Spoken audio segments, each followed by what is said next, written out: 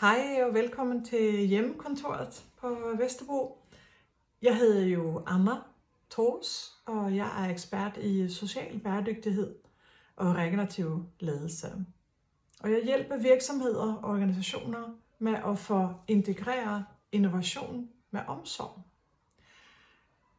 Og støtter omkring social bæredygtighed for at integrere det i ikke bare topledelsen, men i hele organisationen, så alle tager ejerskab på den bæredygtige agenda. For jeg tror på, at det ikke er nok med at rapportere os ud af de her udfordringer med klimaet.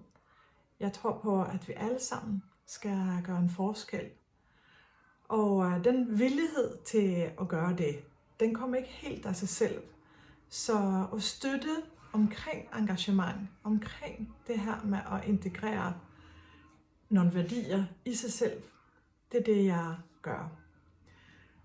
Og jeg har lavet et spil, som hedder Inner Sustainability Game, hvor vi kan have en struktureret snak omkring værdier og måde, vi kan passe på planeten.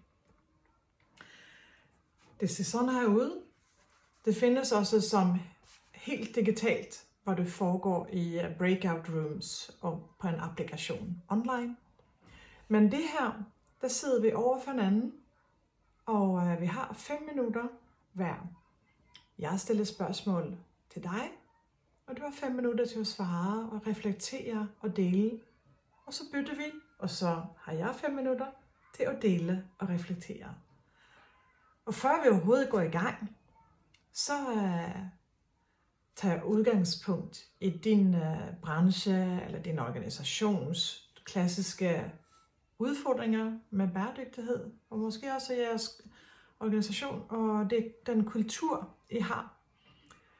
Og så laver vi en kort meditation. Og så bliver vi enige om, hvordan vi skal være sammen, hvordan vi lytter, hvordan det vi snakker om bliver i rummet. Og så kaster vi os ud. Og spil, det er jo sjovt. Det er jo en leg. Det er jo der, vi kan teste nogle ting.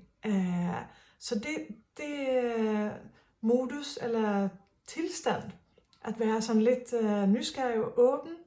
Og samtidig så skifter vi jo ret tit fra en ny spilpartner. Det gør, at det bliver den der lidt lækre stemning af god energi, og her skal vi noget sammen. Så jeg har brugt spillet nu i snart et års tid til kick-off arrangementer, til festivaler og til organisationsdage, hvor vi skal have fokus på bæredygtighed. Og det virker. Folk bliver meget engagerede. Folk bliver mindet om, at okay, jeg har jo også et ansvar her, og hvad med os i vores team eller klynge, og hvad kan vi gøre i vores organisation? Så du kan også tage det her spil med til din organisation. Så jeg har lavet en kort Train the Trainer faciliteringsuddannelse, en halv dag, hvor du lærer omkring spillet og den metodik, der ligger bag. Og så kan du selv springe ud i det med dine kunder som konsulent, eller der du er i din organisation. Så det vil jeg bare opfordre til at kigge nærmere på min hjemmeside. Så må du have en rigtig god dag. Hej!